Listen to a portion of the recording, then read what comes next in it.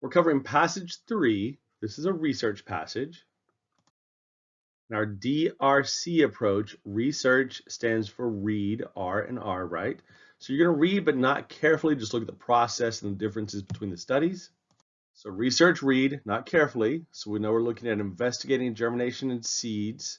They're going to place seeds on filter paper and put them in a dark room. Looks like 25 seeds. No light is present. And they're doing temperature changes in the experiment. Experiment 2, the same thing, 25 seeds, filter paper, dark room.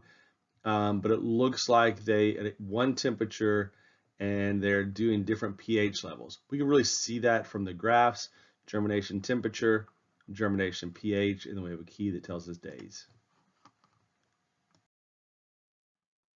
Our R and R approach means we're going to read and then reread the question, breaking it down as we go. In the second step, the first read is just to give an idea of what is being asked. Number 15, in which the following ways do the experimental procedures used in experiment 1 and 2 differ? So we're using both experiments, and we already noticed in our reading that experiment 1 tests temperature and experiment 2 tests pH. But when we look at our answer choices, that's not straightforward in that way. So let's start with choices A and B, more seeds or fewer seeds. And we see that in both experiments, they used 25 seeds in each. So they did not differ. So choices A and B are both wrong. So then we have temperature, more temperatures or fewer temperatures. Well, experiment 1 definitely tests multiple temperatures. And experiment 2 maintains a temperature at 20 degrees Celsius. So more temperatures were used in experiment 1. The answer is C. Number 16, in experiment 2, as pH increased from 2 to 12, what happened to percent germination? So we see that it goes up and then back down. So it increased, then decreased, choice J. Number 17, based on the results of experiments 1 and 2, so we're using both, violet seeds exposed to which of the following sets of conditions would most likely have the highest percent germination after 8 days exposure? So germination after 8 days. 8 days is the line with a square on it, so this line. And we have different criteria we are looking at. So we're going to look at temperature, 16 or 21 degrees Celsius, which has a higher germination percent.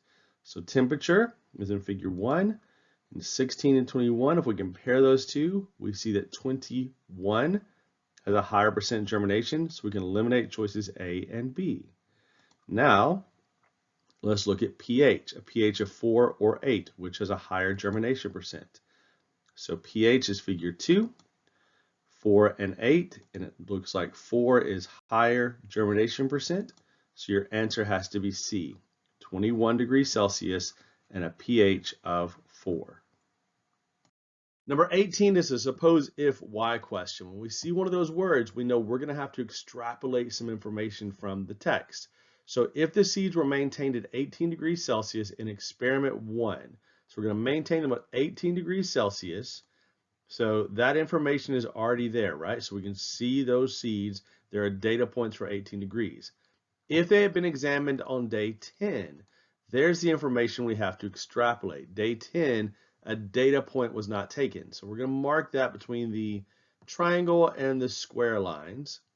The percent germination would most likely have been closest to what? So between days 8 and 12, it is closest percent germination to 85%, or G. Number 19, suppose if why question. We're going to have to extrapolate some information using experiment 1. One petri dish in experiment 1 had been maintained at 33 degrees Celsius. So we're going to mark that spot to draw a line up on day 8. Day 8 is the line with a square on it, so that line there. The percent germination would most likely have been closest to what? So where those two lines meet, I'm just going to draw a line over. It's a little over 45, but less than 50, so closest to 50%. The answer is A. Number 20, we're using experiments 1 and 2. The pH of the aqueous solution used in experiment 1 was equal to 1 to the pH of one of the 6 aqueous solutions in experiment 2. Based on the information, what was the pH used in 1? Okay, in experiment 1. So experiment 1 is temperature and experiment 2 is pH. So we're going to have to find the connection between these in some way. It tells us in the reading that experiment 2 was maintained at 20 degrees Celsius. So let's go back to experiment 1 and just look at those that were maintained at 20 degrees Celsius. If we can figure out the pH of those, then we'll know which pH it is. So we look at the germination percent, and we should see on day 4, it's a little less than 80. On day 8, it's a little bit more than 85. And so we match these up on figure 2, experiment 2, and we see that it falls at pH of 6, so your answer is G. Number 21, we're using experiment 2, and a student concluded that on day 16, and it doesn't really matter if we use day 16 because each one of the days trends the same way, right? They increase and decrease at the same level. They're proportional, right? Directly proportional. The seeds exposed to the most acidic solutions. This is a knowledge question. A lower pH is more acidic.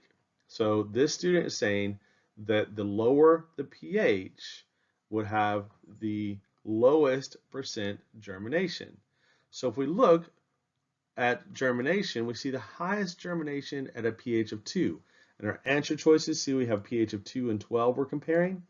So that is not supported. Even if you didn't know this piece of knowledge, that a lower pH is more acidic, you could still eliminate choices A and C because it says the lowest percent germination was at a pH of 2.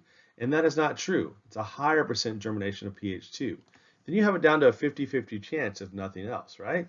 And so then you have to use the knowledge that a higher pH resulted in a lower germination, right? But a higher pH also means less acidic. So your answer has to be D. The lowest percent germination was observed in the seeds exposed to a pH of 12. Here are the question categories for this passage, so you can look and see if there's a particular category with which you struggle. Okay, reach out to the teacher if you have any questions still. We'll end on our silly joke of the day. And since this one is about flowers growing and seeds germinating, it's kind of a riddle. Why couldn't the flower ride its bicycle to school? Because it lost its pedals. Have a good day.